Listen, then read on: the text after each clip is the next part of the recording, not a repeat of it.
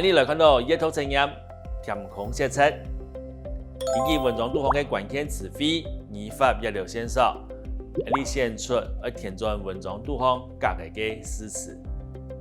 比如讲，也係一段文章嘅你對方有3個空格，每個空格呢都有4個選項來幫你來選擇。你來看一下呀文章，再來選出正確嘅答案。奇怪，啲路順冇看到白宮，竟然會有一座金爐呢？嗌T讓嘅都讓嘅唔記。阿爸就同我講：阿賢呢，佢唔係金爐啦，佢係金絲田。金絲田冇唔錯，金絲田就係用嚟燒麥嘅用嘅。因為客家人自古就從事文風，強幹意圖，為咗愛感恩古聖先賢嘅智慧傳承，表達對文史書冊嘅敬重。當然，正月初9還會辦獅子祭，原來係安陽啊！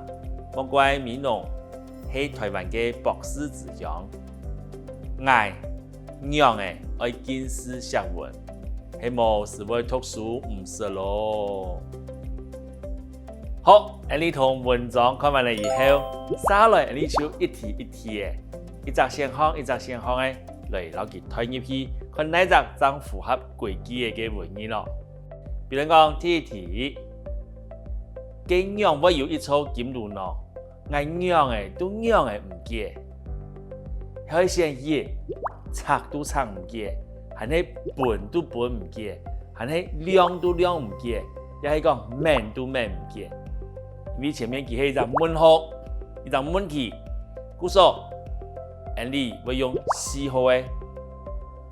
明都明唔記，那怎麼會有一座金爐呢？我想都想不通。好，所以答案係4號嘅，明都明唔記。你用拆都拆唔記，本都本唔記，量都量唔記，那語義就冇合嘅。第二題，金絲田冇錯，金絲田就係用嚟燒麥嘅用嘅。一題就講金絲田嘅功能係燒麥嘅咯。1. 獅子 2. 原子 3. 火炭 4. 垃圾。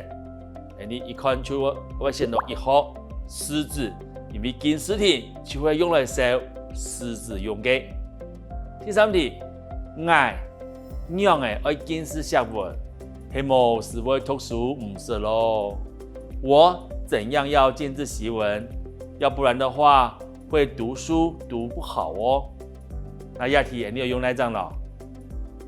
愛念來愛見識學問，因愛唔是愛見識學問，還係3愛聽錯愛見識學問，4愛聽貼愛見識學問。你會選擇3號。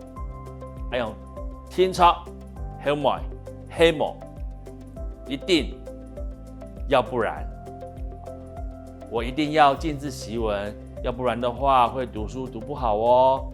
你就選3號，愛聽錯愛見識學問，係冇是會讀書唔識咯。安樣，大家有把握到了回答嘅關鍵冇？